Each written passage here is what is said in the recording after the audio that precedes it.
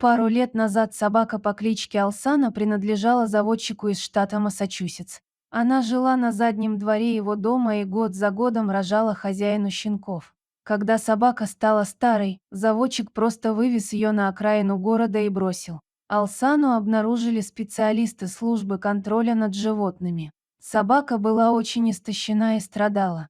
Но больше всего сотрудников приюта, куда поместили животное, поразило то, насколько она была напугана.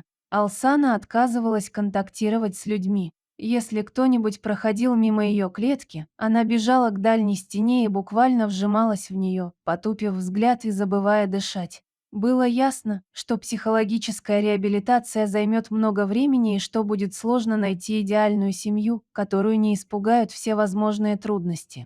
Проблема состояла еще в том, что чем дольше Алсана находилась в приюте, тем более замкнутой она становилась. Искать хозяев нужно было срочно. Один из сотрудников приюта связался со своими друзьями, Карой Присли и ее мужем, и спросил, не хотят ли те приютить Алсану. Он знал, что пара обожает животных и в их доме уже есть две собаки. Кара с мужем приехали посмотреть на Алсану. И, конечно же, их сердце не могло не дрогнуть, когда они увидели, в каком состоянии пребывает животное. Но забрать его сразу они не решились. Предварительно пара решила проконсультироваться с дрессировщиком и зоопсихологом. Во второй раз супруги пришли с твердым намерением забрать собаку.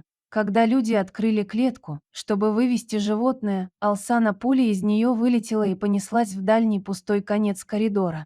Собаку привезли домой на грузовике и поместили на карантин в отдельную комнату. Ведь она все еще была больна, и ей требовалось лечение. Очень долго семья Присли завоевывала доверие Алсаны. Пытались кормить с руки. Держали поводок на видном месте и ходили с ним по дому, чтобы собака к нему привыкала. Прогресса почти не было. Но потому случилось чудо. Когда Алсана окончательно вылечилась от инфекций, пришло время знакомить ее с другими двумя собаками, живущими в доме. Кара с мужем установили в дверном проеме детский заборчик и позволили питомцам понюхать друг друга. Алсану будто подменили. Ее глаза засветились, и собака буквально вернулась к жизни.